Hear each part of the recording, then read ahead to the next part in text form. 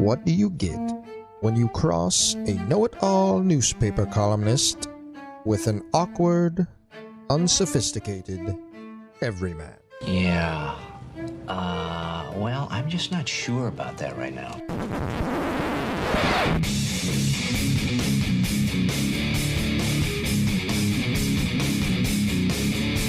Welcome to Couch and the Roo. Welcome to Couch in the Roo, presented as always by our friends at Pure Options Craft Cannabis. Pure Options is here to make your January, your winter better. Whatever you're feeling, whatever the vibe, let Pure Options take you to another level. If you're riding high on MSU basketball, if you're not sure you want to watch the Super Bowl still because so much regret with the Lions, if your life sucks, if you're in a bad marriage, whatever it might be. That's not us, by the way. That's not us. But if you're in a bad marriage, Pure Options is here for you. Go to pureoptions.com, and you can download their app, join their Pure Perks loyalty program. Some great deals going on.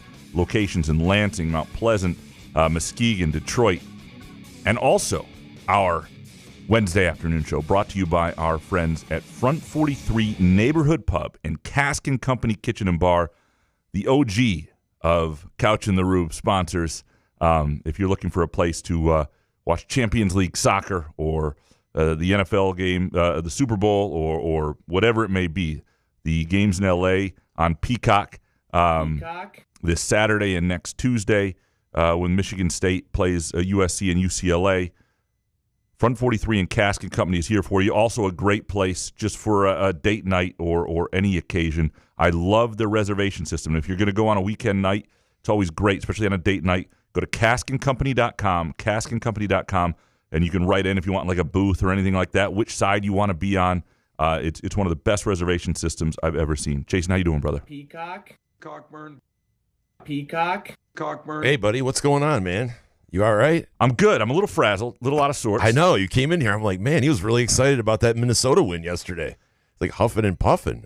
Must have just had a groovy donut. Do you hear that beeping? I do. It's because you can't shut the damn door to the refrigerator when you get a water. Hold on. Okay.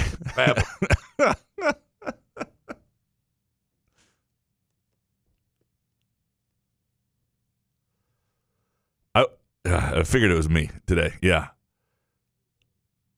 I was hoping you didn't notice it. Okay, there we go. Yeah. But every time you slam it shut, and anyway, it goes open. Yeah. Yeah. Well, remember, one time it was you. We thought it was like following you all over the building. That is my type 1 diabetes device that I just had. I didn't know the sound was this ear-piercing sound for when it expired. So I'm sitting there going like, oh my God, is there some sort of alarm? So I ended up walking around the whole studio. They called the maintenance people down here and everything. I'm like, oh wait, it's actually me. We thought it was some sort of alarm. And then What was interesting is every time you walked away, it got further away. I even went over to Jimmy John's and the guy, the cashier, he's like, do you hear that? I'm like, yeah, it's happening over across the street too. We're over here at Spotlight Studios. And I get over, I'm just like, oh my God. They did not tell me when they gave me the new type 1 diabetes device, this Dexcom thing, an Omnipod, that when it expires, it goes this ear-piercing, god-awful sound. So I didn't even think to check myself. But anyway, all right. Yeah, well, I'm a little out of sorts. Now we're all frazzled here. This is the first time I've done this show in a long time with just my phone in front of me because, anyway, on our street, big Lansing City project, they're replacing all the sewers, and they're doing it through the winter because they're behind. Our road is like 30 feet deep, dug up. We're parked down the street. So did they steal your laptop? Like, what was that? No, but they came to the door right when I was getting ready to leave, and they're like, "Hey, we may need to shut your water off for 5 hours and hook you up to the people next door, and then we may replace this pipe." And I'm like, I'll be back in a little bit. Elizabeth, you handle this. You got this, Elizabeth. This isn't our vows. So anyway, I just was there some truth to that live read about the troubled marriage or what? No. We're fine, But I got here and I was like, God, my backpack feels a little light. And I opened it up. I'm like, yep, no laptop. So you didn't see this coming? Like they just show up and knock on your door? Well, yeah, like they're out ICE front, agents? They're out front working, but even today was the first day we couldn't have our cars in the driveway. My guess it'll be like that way for almost a month now. And like it's unbelievable. I mean, it's cool. If I was like 6 years old, this would be the coolest thing ever. The size of the equipment they have on the street in front of us, like just digging out like 30 feet deep into the street, and it's a big 30-year sewer project, and they'll eventually redo the road, which badly need it. So it's all fine. I think Pure Options has edibles you could take to make you feel like you're 6. I will. So do that. Maybe you should pop a couple in there. Go out there. Hey, can I just watch you run your equipment, guys? That'll be my plan. A few MGs this afternoon. Hey, Do you mind if I actually handle the equipment? Can I do it? I think I'd have some confidence. I think we're gonna have a fun show. We're gonna talk some MSU basketball here. We'll talk a few other things as well. Maybe a little kind of Stallions. We're gonna do some Super Bowl prop bets later. Omari Sankofa. I don't want to get Cockburn. I hope I'm saying your name right. That's what you're gonna say. You're gonna butcher it, and then you go. No, it's not even a hard name. Right. Omari Sankofa from the Detroit Free Press covers the Pistons. Well, I really enjoy his coverage. Are the Pistons good now? Should I pay attention? I can't pay attention to the NBA. Well, that's what we're going to have him on because I think they're interesting. Omari's got to talk me into it. Yeah, so we're going to have him on and talk for a little bit. But first, little MSU basketball talk because Michigan State again won last night against Minnesota. In a game that, what was interesting to me about this is I never thought Minnesota had a chance. And I think I wrote that in the preview, even though they'd won 3 straight games and they'd beaten Michigan and they'd beaten Oregon and, they'd been playing really well. But I knew from a matchup standpoint, having watched that game, that Michigan State had good counters to what Minnesota can do. And Minnesota doesn't want to play at the pace Michigan State does. And that was going to be a problem in Breslin Center. So that was one of those things. And you just saw the defense that is suffocating as I've seen it from Michigan State early on. And what was important about that, though, is this broader discussion on whether Michigan State is good or not, which seems to be happening. Even like the Field of 68 online was tweeting out who Michigan State's actually played and all this stuff. And I get they can't help their schedule. We're going to learn a lot about their ceiling in the coming months in L.A. and then beyond when Oregon visits. 2 games against Michigan, at Illinois, at Maryland. There's a lot of meaty games that we'll get to dig into, and we'll get to learn a lot about this team. And there will be games that they falter in. But what is very clear to me, and should be clear to everybody, is something they have that the other teams don't, is a gear that prevents them from losing the game they shouldn't, or even having it being dicey. Now, the Penn State game was, at Breslin, probably the diciest of them. That got a little close late. But this game, even though Minnesota tried to make it interesting for a minute in the second half, was never in doubt. It was never in doubt after the first couple of possessions. And there were lots of things that one of the things I take away from this game is there are lots of little reasons for that. And in the first 2 possessions, it's Zapala, the center, who's just a matchup problem, the type of thing they didn't have a year ago. Grabs 2 offensive rebounds, scores in there, gets fouled in there. It's 4-0, and the tone's been set that they've got a matchup problem inside. Part of Minnesota's advantage lately is that they've been playing smaller, at least thinner, I should say. Garcia's 6'11", but with Garcia at the 5 instead of the 4, and and going with a smaller 4-man, I guess he's 6'8". But they've gone a little smaller. They're featuring Garcia more, and it was a problem right away. Michigan State just has these matchup things that we'll see if they work against the top teams, Purdue at home and all that stuff. But against teams that are tiers below them, they've just got too much. And a lot of teams don't have that. That's what great depth does for you. That's what this sort of versatility does for you. I thought there were a couple other big things, big developments. One being Jackson Kohler, and we've talked about this, hitting 3-pointers, hitting 2 for 4 in the first half. And Trey Holloman getting going. And that's, and Holloman's had those games before. If he could get hot, that would really help them on the road in this next stretch, if he could stay hot. But Kohler, if he ever gets that to become a thing for him, if he ever has a Kenny Goins step or an A.J. Granger step to his game with his outside shot, because those guys were not outside shooters until later in their careers. Kenny Goins hit very few before his senior year, and then I think hit 56 in his senior year, including the one famous one over Zion Williamson and Duke, right? And with A.J. Granger, first 2 years, almost none, and hit like 25 and then like 50 in his junior and senior years, and it became a big part of those Final Four and national championship teams because it was another guy who could stretch the defense reliably, another guy they had to think about. Right now, defenses would so much rather Kohler took that shot. They would much rather he takes the 3, and even after he hit 2 of them in the second half, they did not adjust their defense. He's going to have to hit more, but I think that is an important development because I think at some point it will become a thing for him. His shot is fluid enough when you watch it come off the hand. He's just got to make sure he uses legs and shoot with confidence, works on it every day and all that stuff. The takeaway that's a little concerning for Michigan State is Jaden Akins, who's really struggling. And I thought the He hit 2 threes in the second half that he needed to hit and 1 reverse layup. Like, he needed to see those go in.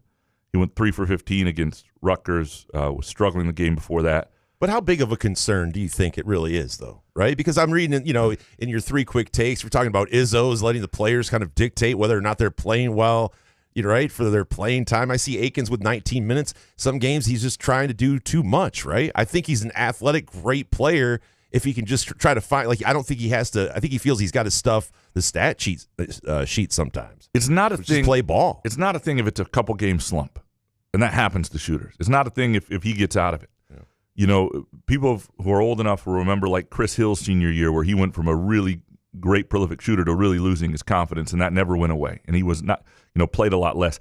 This team, for all that we get enamored with the other guys and the other storylines and Cohen Carr and Jace Richardson and what Jeremy Fears is becoming, they will not win anything of substance, including the Big Ten title, I don't think, if Jaden Akins is not pretty good and doesn't have his swagger. Yeah. They need him to play They don't need it. Like, everybody at this point knows that Jaden Akins is not going to be a 20-point scorer. But they need him to feel good about himself, because you see it on the other end of the court too defensively, and they need him to think highly of his ability to lead the team, even if he's not always the main guy. They need him to think like he is and give them the 13 to 15 points and shoot at a decent percentage and get that going. It will make a difference because, yes, they have enough guards to just not play him as much. But that's but also, not if it's not going down, 0, he has no free throw attempts in that game, right? Why not try to get to the line? You're athletic enough to get to the line. Like you said, that kind of reverse layup, those are the kind of things he can do, and he can help this team. And this team has the luxury of being so deep that you don't have to be the guy. Well, that's the best part about it. If I was Akins, I'd be like, hell yeah, I can just go out and do and just facilitate and be a part of the team instead of trying to be the guy.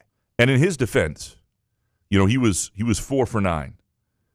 Shooting after those 3 second-half shots total in the game. He didn't take that many shots. He didn't overshoot. He was 3 for 15 against. He probably took a few too many against Rutgers when they weren't going in. He didn't force anything. I didn't think he played that well. He had a couple of turnovers that weren't great. He had a couple moments defensively, but his minutes reflected how he was playing. It was a struggle for him, and you could see it out there. And that's something they just got to make sure he gets over. And they got to help him do that. I know he's a senior, and I think he'll be fine on his own. He's been through some ups and downs before. And I think they have guys who will. I think guys want to see him do well. I think you'll see a guy like Fears feed him. Same with Jace Richardson. You saw Jace Richardson do it with Holloman last night. He knew he was the hot hand. He was in the game, and boom, boom, boom, back to him, feed that. And really smart point guard play in that sense. And Holloman showing the value he can have. And that's why you want, to get anywhere in college basketball, they say you need 3 guys rolling. And Michigan State has a number of guys who you can survive that night. I just don't think long-term they can't survive an NCAA tournament where Jaden Akins is just in a prolonged slump, or a month of February where he's in a prolonged slump. They need him to be the best version of whatever Jaden Akins is. And we've seen him be a pretty good, effective player for them, and they need him to be confident. And for the first time, I could see that waning. I could see it. I could see the struggle in his. I could just see. Sometimes how when you smile and you're happy for everybody else, but you're really not all that happy because it's not going well for yourself. Right. You are 18-2, 9-0 in conference play. I'm not saying he wasn't happy, but you could see there's a I know Jaden Akins well enough. I've been watching him play for 4 years now. Yeah. I know when he's not confident. I know when he's forcing the happiness because he wants to be happy for everybody else. He is happy for the team, but he's a little worried about his own game. That's kind of scary, though. That's at home against a team like Minnesota, I feel he should have all the confidence in the world, though. I understand you're trying to get out of this kind of slump, but like I said, take the ball to the basket, grab a couple boards. By the way, shout out to the rebounds yesterday. 40 rebounds. Absolutely. I just love it. I love the suffocating defense. I just wish this team could shoot a little better. It does surprise me when they shoot so poorly like they did in the first half to still be up by 10, 11 points. Yeah. It's wild, no matter who your opponent is. Yeah. No, I agree. I think the important thing, obviously, is they've got enough. They showed again the reason they're not going to lose to that sort of team.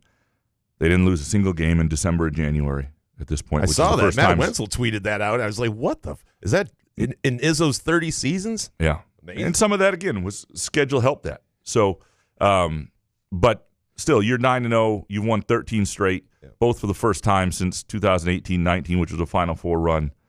And you set yourself up you put a lot of eyes on you. There are still some people who doubt. There are people who want to doubt. There are people who don't think this team's that good. I disagree based on what we've seen, but they should have to prove it. You should have to beat the top half of your league, and that's the best thing about the Big Ten. That if Michigan State's as deep and as good as I think they are, then it'll show. The thing that's going to get interesting is they are going to lose games. They're not going 20-0. And they will, and because there is this little bit of weird outside backlash against them, when they lose, there will be some see. The thing is, they're going to lose like 3 times maybe and win the Big Ten. 17-3 is going to win the Big Ten outright. And so if they go from this point forward 8-3, which would be an incredible finish given the schedule ahead, and win the Big Ten outright, there should be no CC. Like that's a 1 seed almost, maybe. So when will people be impressed? Over the weekend on the West Coast swing? A little bit. Those 2 games, is that worth it? Oregon at home, Purdue at home. But I think the game that they can I think Purdue at home and the game that can really – Purdue at home, Illinois on the road. Because there was a lot of stuff. If they go to Illinois after everybody's saying, that was, Illinois' top guy was in foul trouble. And you said that? I didn't say that. Oh, that's your voice. Sorry. Illinois' top guy was in foul trouble and, they just went poorly, and Michigan State sucks, even though they won. So maybe I don't know. Yeah. Anyway, those will be the times that people will finally respect them, and maybe they'll have to make. I do hope people understand that what happens in the Big Ten tournament is not part of that respect. If you win the Big Ten title, which is a regular season deal, you ought to check out by the semifinals. Make sure you're fresh for the NCAA tournament. By the way, how many more games are on Peacock? How many more is this amateur hour bullshit do I have to sit there and pay for? Because I do like Peacock. I watch Dan Patrick on it. We watch Dateline stuff on it, so we do use it. But, man, their game coverage. I mean, you have Robbie Hummel, but he's the rest great. of it, he's absolutely great. But I'm just saying, the production standpoint, I know you don't watch the game until you crush tape later, but it's just fantastic. Like, it blows my mind that some of these companies, especially like Peacock, this isn't Big Ten Plus. It's just like I feel like you can get annoyed. Yeah. I was hearing the basket hit. I mean, especially when someone like me that does so much pure options during these games. I need you to be on point here. I need to make sure the ball isn't hitting the rim before I hear it, because I'm kind of like nervous. I don't want to say anything because people are like, Rube's stoned out of his mind. You're right. It's so much better for the Premier League, and I don't know why they struggle. Because soccer's slower. They can handle that. Well, no, I think it's because they're picking up a different feed. They're picking up maybe Sky. I don't think it's their feed. I think that's why. I don't think it's their. Oh, okay. Well, if it's not their feed, then forget what I said. I'm sorry for all the criticism. If it's not their feed, I could be wrong. Could be entirely wrong. Jesus, I'm just saying. You're sitting here paying $7.99, $8.99 a month. I don't need perfection, but holy hell, that was embarrassing. You got the teleprompter or telestrator. All of a sudden, someone's writing telly on it randomly. I'm like, you can't mess with me when I'm on this many MGs, man. It's crazy. I'm trying to watch the game. It'll be a fun month. It'll be fun to see where this team goes. Anyway, nothing that happened Tuesday night, I think, speaks any less of them, other than a little bit of fears for Jaden Akins. But that's us trying to read into stuff for a 9-0 team that's won 13 in a row. Let's take a really quick break. When we come back, we'll talk with Omari. We'll talk Pistons and why this team is interesting and why people should suddenly care after several years of not. Couch in the Rue, presented by our friends at Pure Options Craft Cannabis and Front 43 Neighborhood Pub and Cask & Company Kitchen and Bar. Hey, sports fans, are you tired of the same old routine? Looking for a way to unwind after a long day? Look no further than Pure Options, the premier destination for all of your cannabis needs in Lansing, Detroit, Muskegon, and Mount Pleasant. Whether you're cheering for the Lions, Spartans, or the Wolverines, Pure Options has everything you need to elevate your game day experience. Mention Couch the Rube when you visit Pure Options and get a Pro Grow 8th with a $50 purchase. It's our way of saying thank you for being a loyal listener. Swing by Pure Options today and elevate your cannabis experience to a whole new level. Firekeeper's online casino and sportsbook is the site to play from your phone, tablet, or laptop. Get in on all the football action with pre- and in-game wagering. There's showdowns every week in football that you can't miss. Plus, the college and pro hoops are red hot, and the pucks are cool. Get your first casino deposit and sports wager matched up to $500 each. Terms and conditions apply. Must be 21 or older and located in Michigan. Gambling problem? Call the Michigan Problem Gambling Helpline at 1-800-270-7117. Where else can you cheer on your team, enjoy a mouth-watering burger or savory sushi, sip on handcrafted cocktails, or one of 46 beers on tap? Take your game day or date night to Cask & Company Kitchen Bar or Front 43 Neighborhood Pub near Frandor. 2 amazing places with 1 awesome blended modern American-Asian menu. Catch the game on one of 30 60-inch TVs or stop in for the all-you-can-eat lunch buffet. Enjoy happy hour or elevate your night out at Cask & Company or Front 43 on East Saginaw in Lansing. Find Couch in the Rube podcasts on Spreaker, iTunes, iHeartRadio, Spotify, YouTube, Facebook, Google Podcasts, CastBox, and the Rube's favorite podcast addict.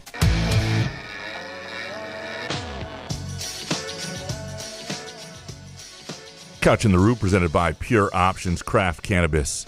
You can go to pureoptions.com, download the app, join their Pure Perks loyalty program, and also our Wednesday afternoon show brought to you by our friends at Front 43 Neighborhood Pub and Cask & Company Kitchen and Bar. Great place for happy hour any day of the week. Very pleased now to be joined by Omari Sankofa, who I've known since his days covering Michigan State, for the state news way back when. Omari, you miss those days? I do actually. When you asked me to come on, I was just thinking about it like, man, I was back during the Rose Bowl, Cotton Bowl. That's like 10 years ago now. So I hope that doesn't make you feel old. It makes me feel old a little bit. It does. No, the state news was early in my career there. What's worse is some of the athletes I've covered, in my career now are like grandparents, which is bizarre. There are a few of them from like high school days from 2002, and that's always even more weird. But, Omari, you've been covering the Pistons for the Detroit Free Press for a while now, and you do a great job. I enjoy your coverage. I also enjoy the Pistons Pulse, which you do a nice job co-hosting that podcast, which I would recommend to anybody who wants to get the pulse of the Pistons. I'll start here. You covered some really bleak years for this team. And you used to talk to your coworker James about this a fair bit, your colleague, I should say now. And I'm wondering for you now how grateful you are to be covering meaningful, improved basketball that seems to be going somewhere. No, for sure. And first, thanks for having me on. And,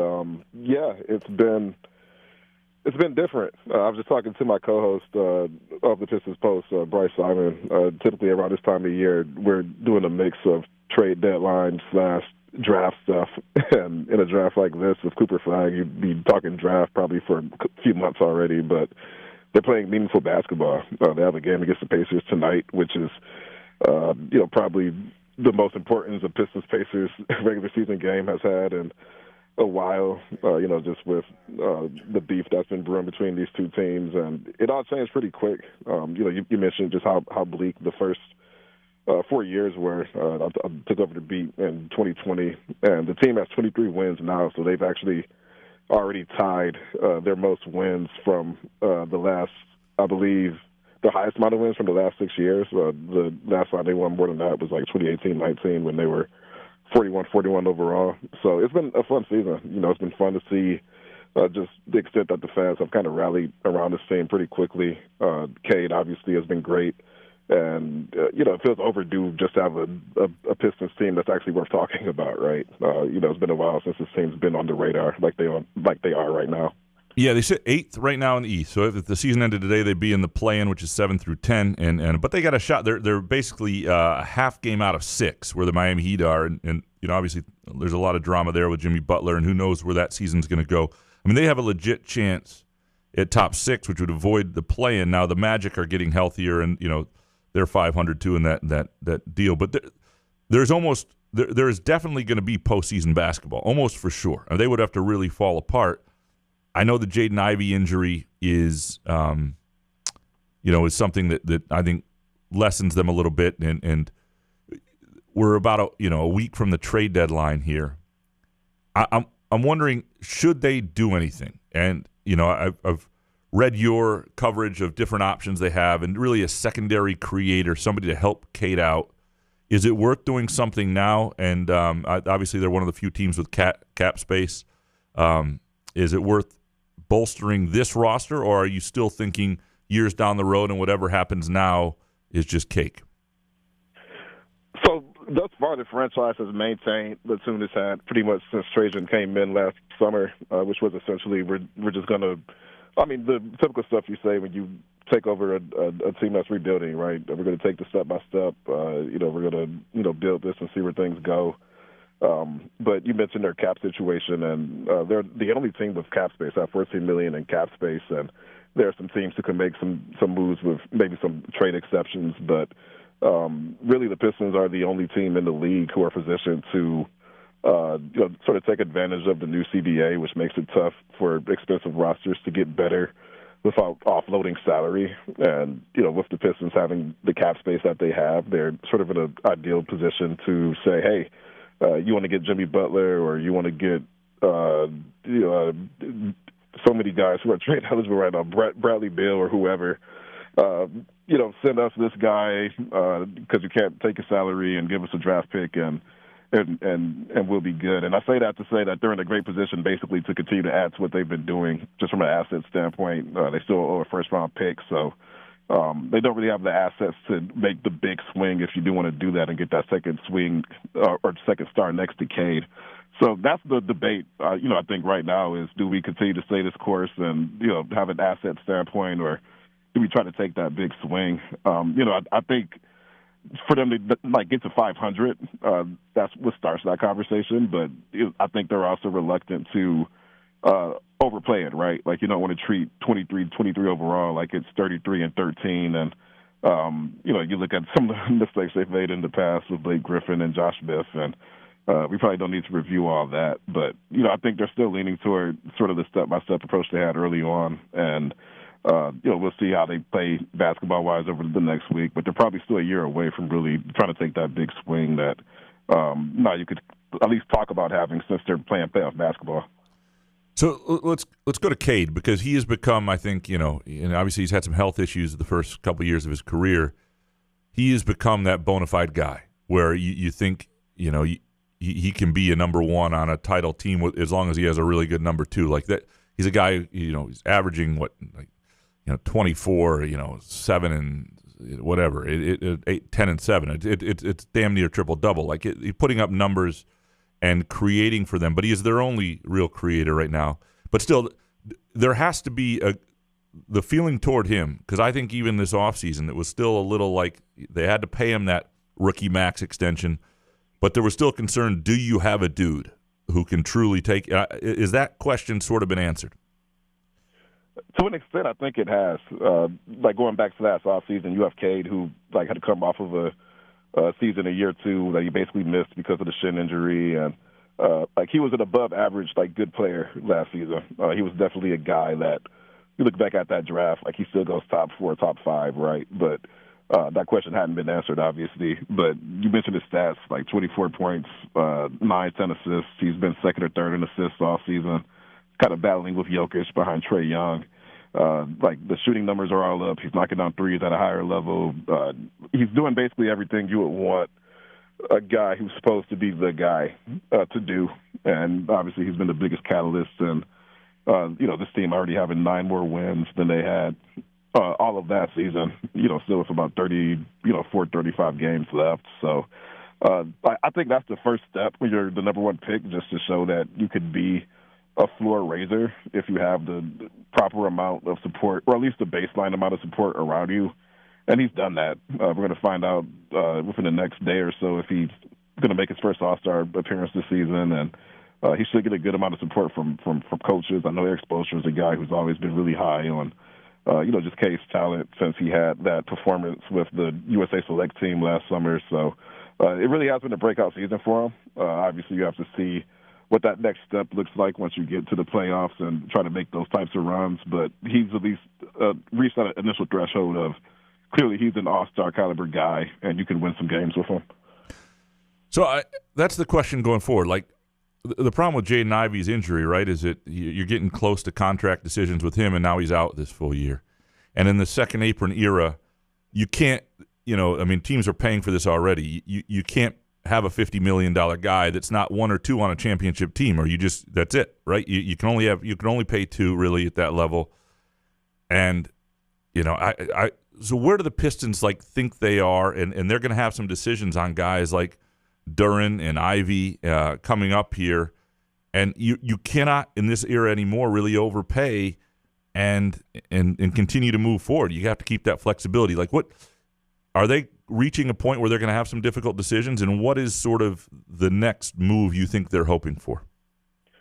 Yeah, so as you alluded to, J.I.'s injury kind of complicates things. He and Jalen Duren, both being 2022 draft picks, are extension eligible this offseason. So you don't have to do anything immediately. They could make that decision during the regular season or let it go to restricted free agency next offseason. But, bottom line is that you have Cade, but you're still figuring out which, if any of these young guys, if not a number one or number two caliber talent, can at least contribute to winning and, are worth investing in going forward.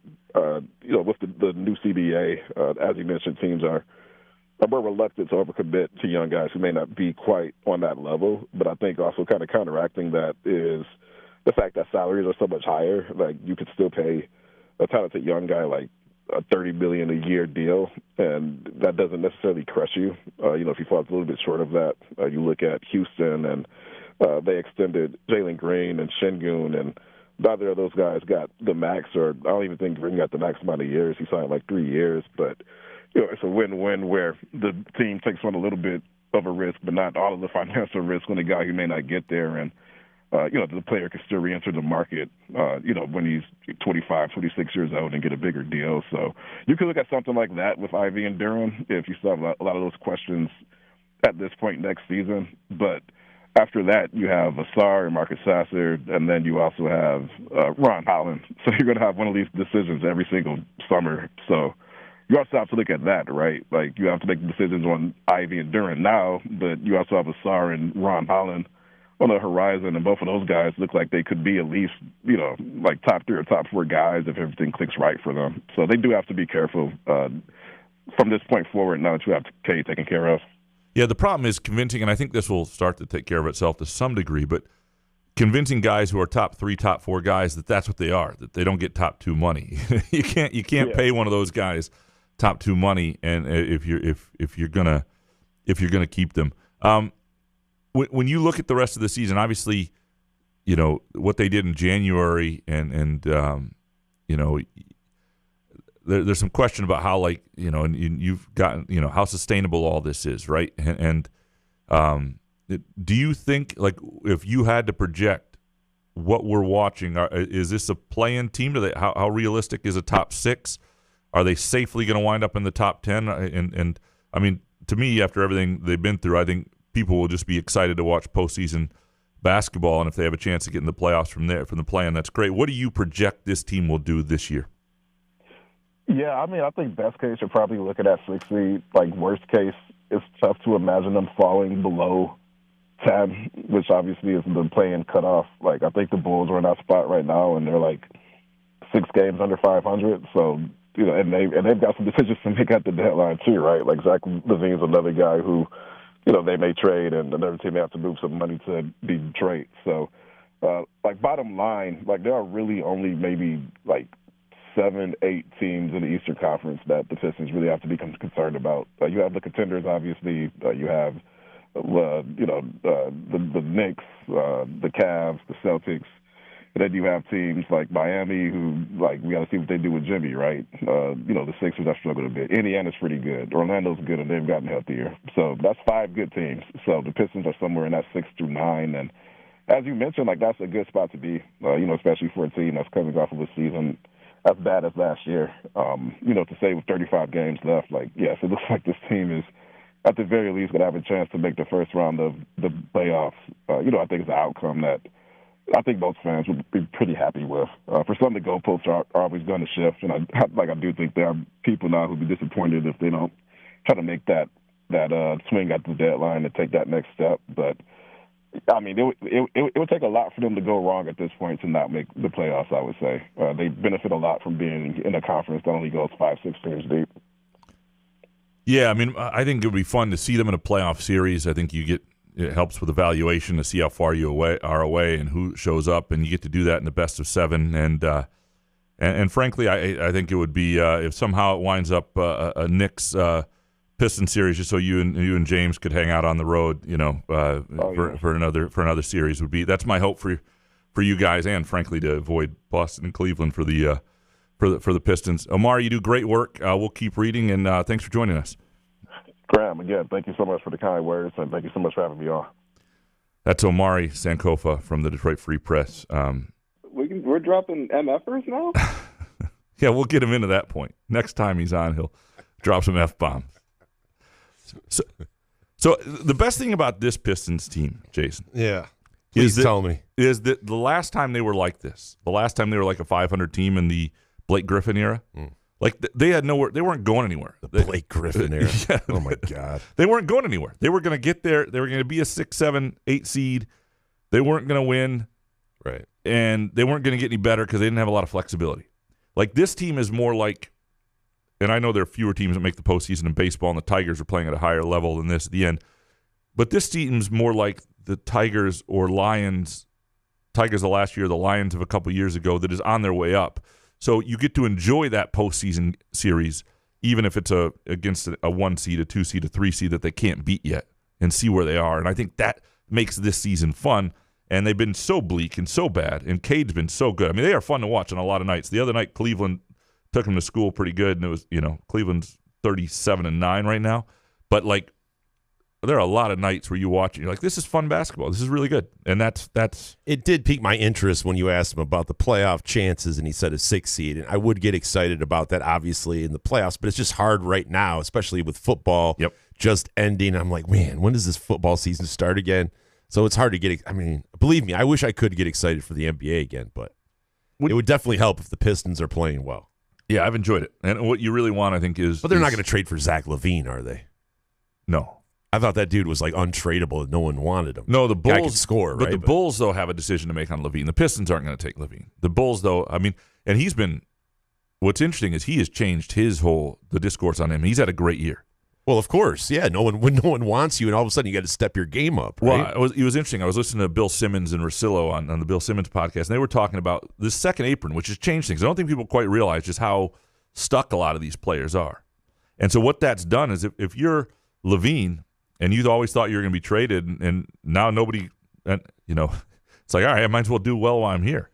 But is there untradeable contracts anymore? I mean, because there's been a couple, like John Wall, like that somehow these teams get out from underneath them. Bradley Beal might be it, partly because he's got a no trade. But if there was if he was playing ball, even so, he's not very good, and he's making $50 million a year, and he's got to make $50 million like the next 2 years, I think. So it's not good for him. And yeah, the salary cap is going up. The Pistons are going to have decisions to make, but at least they got a guy. The Cade Cunningham pick was the right pick. Yeah. It's turned into the right pick, and that's a really promising thing, and building around him.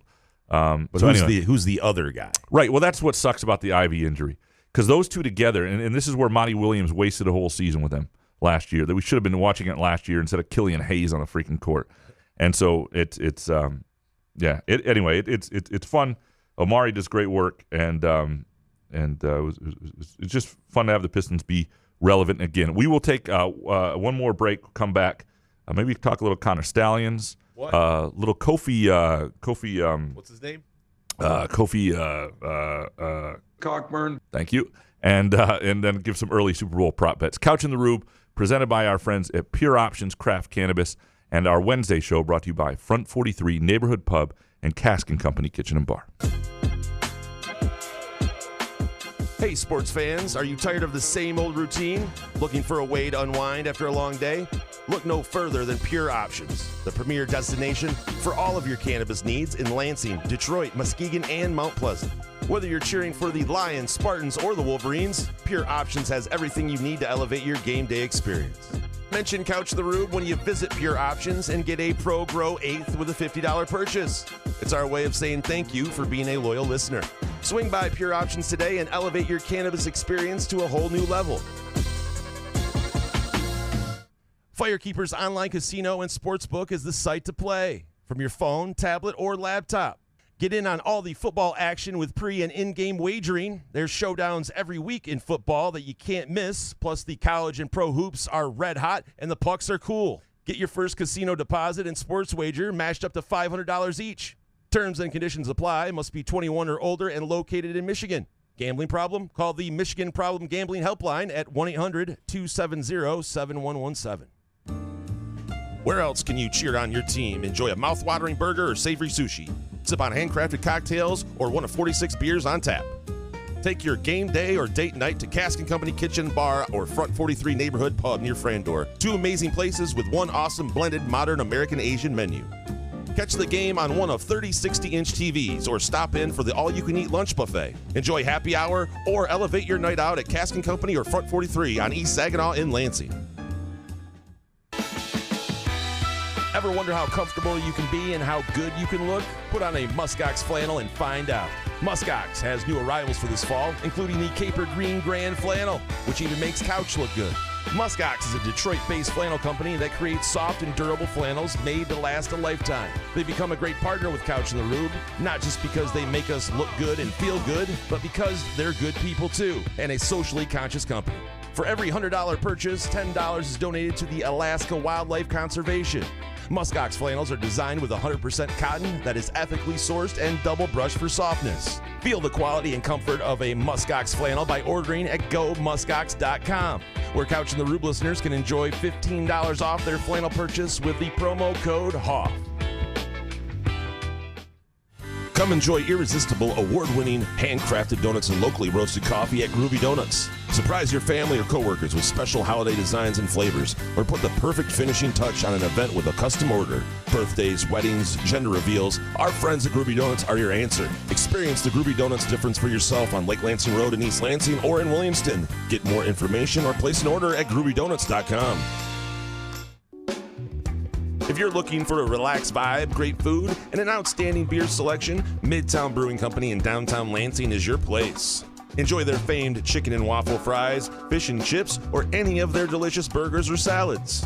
Midtown Brewing Company also offers 40-plus beers on tap, including ciders and seasonal offerings and daily happy hour specials. The spacious and cozy vibe makes Midtown Brewing Company a perfect place for a beer with a friend, a work lunch, or to watch the games on its big screen TVs. If you'd rather eat at home, Midtown Brewing Company offers a terrific carryout menu and free delivery on orders of $20 or more. Visit MidtownBrewingCompany.net or stop by 402 South Washington in downtown Lansing for the Midtown Brewing Company experience. Find Couch in the Rube podcasts on Spreaker, iTunes, iHeartRadio, Spotify, YouTube, Facebook, Google Podcasts, CastBox, and the Rube's favorite podcast app.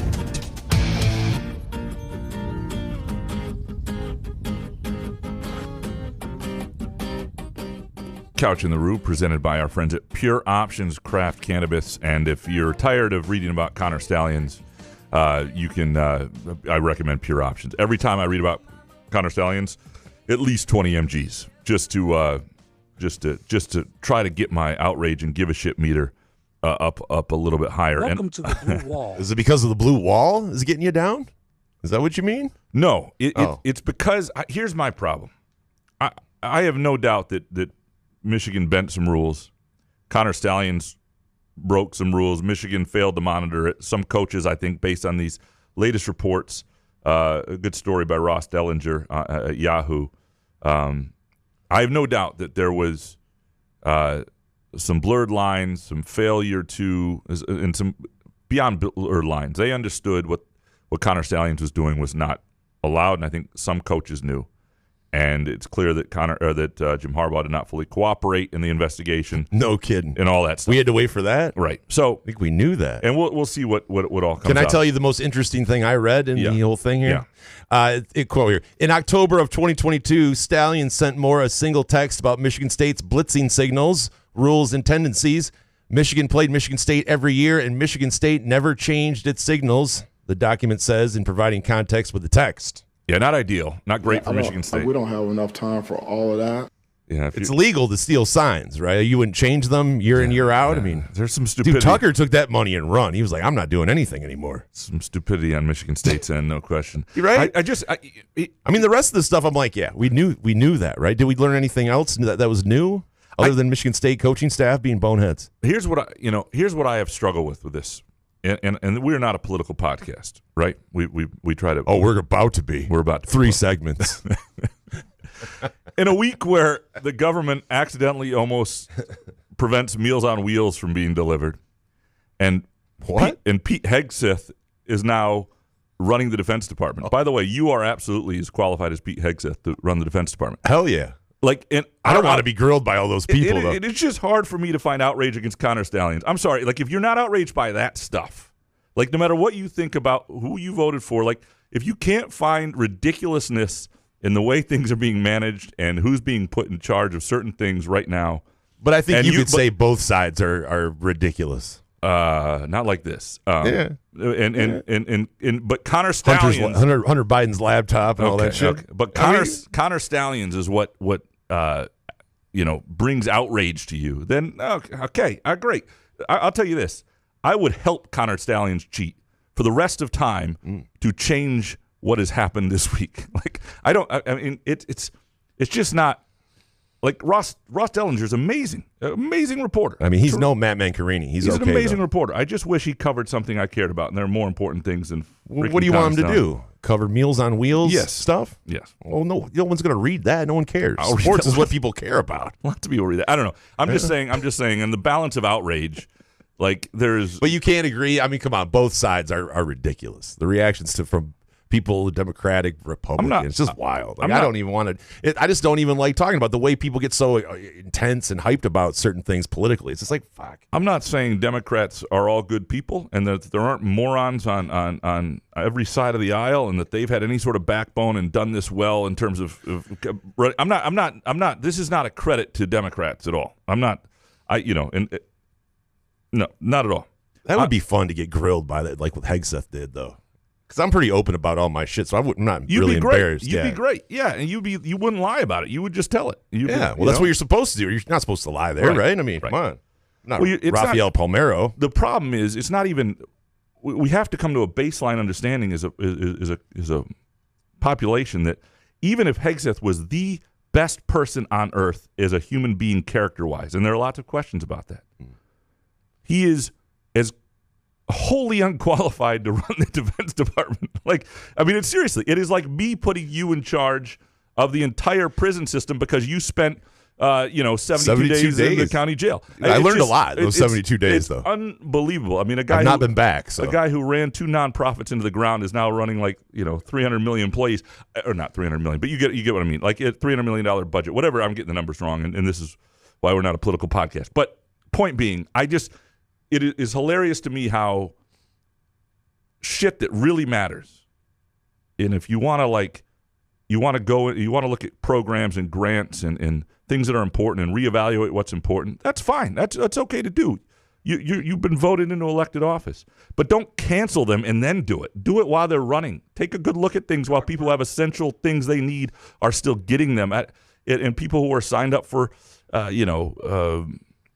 all sorts of clinical trials and it's just asinine. And then the Connor Stalions happen and people go, fucking A, man, this is bullshit. This is bullshit. Fucking Jim Harbaugh. Bullshit. Yeah. I mean, like, it's just not. Politics is boring. I'm more offended that Kofi Cockburn's getting his number of whatever honored or two times. All right, that's the real true meaning to my life. Cockburn. Come on, Meals on. I got to say, one thing I do appreciate about Michigan State. We'll make a transition here if I can do it from there. This has been on my mind. I don't know if I like your high pitched voice, guy. Yeah. Go back to doing you. It's bullshit, man. One of my we waited so long for the Stallion stuff too. That's the best part. Yeah. Great, fantastic. What I learned that Michigan State's inept coaching staff. Fantastic. Yeah. No, we'll just have the same. Yeah, Michigan State does not look. Hey, who's that little weird guy with? He's just staring at us. He constantly staring at us here. See that guy over there? I mean, come on, what are we doing here? Why do they always know our calls? Right. Yeah, it's not great. Yeah. The one thing I do appreciate about Michigan State is it's actually somewhat difficult to get your number retired. Like, there's standards in that. But is this a number retirement? It's Kofi Cockburn honored jersey ceremony. So are you just honoring it like that day? It's a good question because they're doing it with Terrence Shannon, I think, too. Like, Jesus, who's a good player. He was there for 4 months. These are good. Well, he's there a couple years, but these are good players. Cockburn. But it's don't you have to win something though? Yeah, I mean, Michigan State, there's an All-American level, and you have to. I mean, Like Denzel Valentine doesn't have his yet. I think Cassius will soon, but doesn't yet. Like you have to do shit to get to, and I like that. I think that the people who have their numbers retired and honored up there should be like the greats of the program. When you list the greats of Michigan State basketball, and most people come up with like the same 8 to 12 people, those are the people that should be in the rafters. Not like, hey, Brandon Dawson, that guy, he was really good, and he was really good. Shouldn't have his number retired. There's a different level, Cockburn. and I just think it cheapens the people who were truly great. The great play, the Illinois basketball players, because they've had great teams at certain times, right? It cheapens it when you do that, and I don't understand why people want that. I don't. It's fine. But we do know the top 10 does change here and there. But I think you can expand it if a guy is ready to crack that top 10. We all know somebody who's great, and Kofi. Go ahead, say it. Cockburn. You can't say Cockburn. Are they going to say Cockburn all night and lie to people? Oh, he's from Jamaica. That's how you say it in Jamaica. C-O-C-K Burn. The cock is silent. Sure. Absolutely. Let's honor his jersey. They're not even saying retirement or something. What's the point of this? He had good, it was good, decent numbers, but I feel like he got to at least win a natty or something.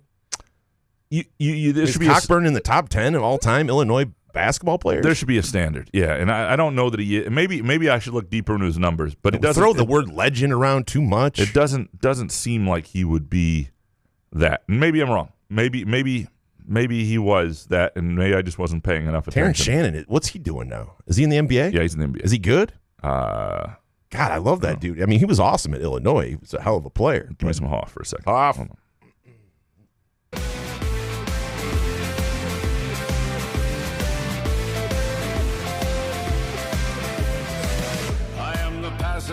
Plays for the Minnesota plays for the Timberwolves. He's on the Timberwolves. So yeah. Oh, then he must be good. Yeah, no, he was a real good player. I'm not knocking him as an NBA prospect or a real good player, and I just Cockburn. Cockburn was kind of disappointing, right? Yeah, maybe some of these guys have a cup of coffee from in the NBA. Maybe the Kenny Battles of yesteryear and all that stuff. Kendall Gills. We think of we romanticize a little bit. Kendall Gill from 1991. Yeah. The left-handed dunker. Yeah. Anyway, that's it's unbelievable. Yeah. Kofi Cockburn. Before we go, next week is the Super Bowl. Whatever. And it is. It is the Super Bowl. Yeah, I might watch. We want to, and we're going to have Harry on next week and do our Super Bowl picks and prop bets. But we thought, at least this week, we'd go through some things we liked early when we took a first glance at it. Are there things that just popped at you that you've either bet already or that you're considering? I have not bet yet, but I did see the numbers for the game. And now we're talking about the Chiefs and how many one-score games they've had in the past 18 games, something like that. What was the stat on that? One-score game. Anyway, the game going to overtime. 10-1 odds. I feel like there's some decent value there, right? I don't hate it. Right? Or is that not good? Is that not good value? 10-1 on it with the Chiefs in the one-score game. But what I love the most, this is what I bet on the most. I know people do the coin toss and all that stuff. I love the national anthem. I don't know why, but I like to see who's doing it. I like to crush some tape. I've been crushing tape. John Batiste, who is playing the national anthem for the Super Bowl next Sunday. The over-under on the national anthem is 120.5 seconds. And the under on that is plus money, plus 114. Now, John Batiste, he played the national anthemgram in 2017, and he went 2 minutes and 8 seconds. So what does that I'm not good at math. Does that translate into? But here's how he starts it. So this can provide you a little inside knowledge. Now, This was 2017. He's a piano guy. Oh, yeah. It can go a long time. Oh, dude. Wait, is it the time he starts singing it or when the piano starts playing? Ooh, that's tough. Maybe it is. Is this not part of the anthem, though? I don't think this is part of the anthem. I think you have to start with the first word. Could he do this at the end? And does that count? I'm taking the over either way. Wait, let's see the first.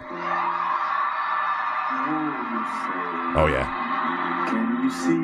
Oh, then he goes quick. Oh, wait, I don't know. This one's tough. I think they did this one just for gambling because he's tricky. He's quick and then slow. He's got the piano at the beginning. Yeah. Let's go to the end here. Let's see.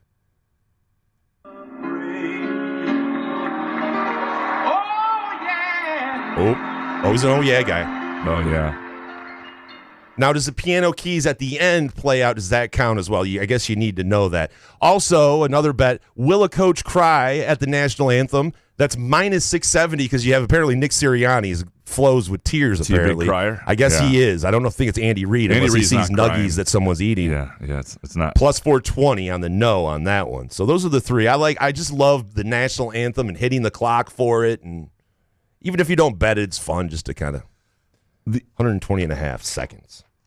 Yeah, no, it is fun. You know, one of the other ones, it's if you get a free bet on any of these sites, like sometimes you log in, you get a free bet. The best occasionally, yeah, the best thing you can do is you take the coin toss, which is like minus 102. You'll find like at the Firekeeper's iCasino and Sportsbook app. You bet like 100 on the coin toss with the free bet, and then you hedge it with 50.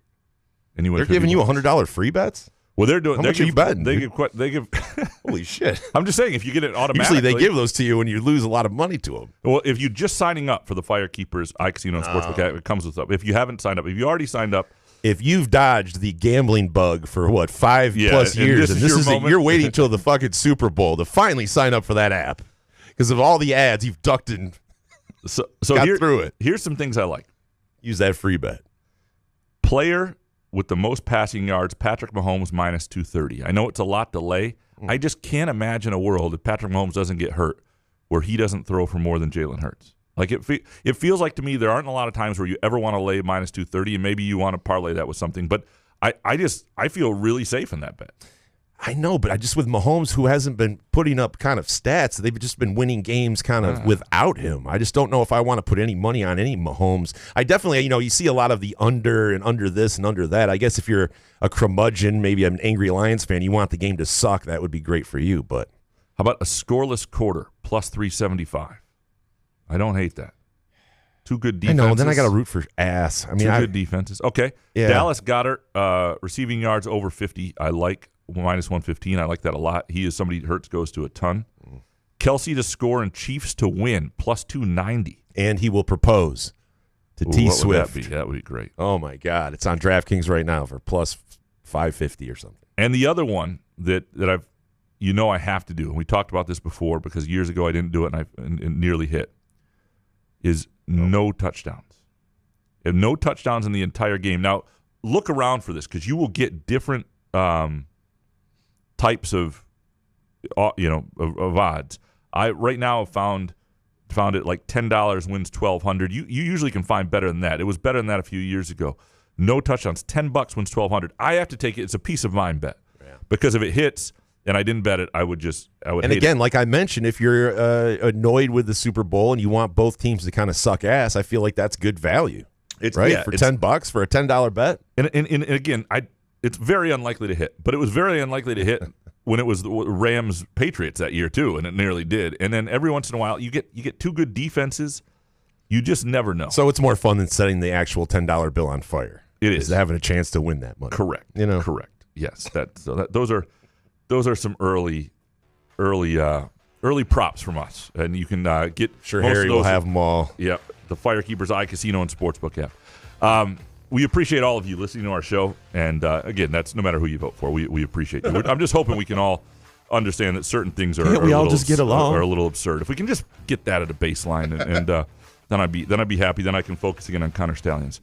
We appreciate Omari joining us. We appreciate Pure Options. Go to pureoptions.com, download their app, let Pure Options get you through this winter, and help you through any woes or any or just help you feel better. That's all. We appreciate our friends at the Front 43 and Cask and Company. Great place to watch football, to watch anything for a date night, whatever it is. Go to caskandcompany.com to make a reservation. We will be back Friday with Groovy Donut Twitter questions. Good show, man. Yeah, man. Couch in the Roof.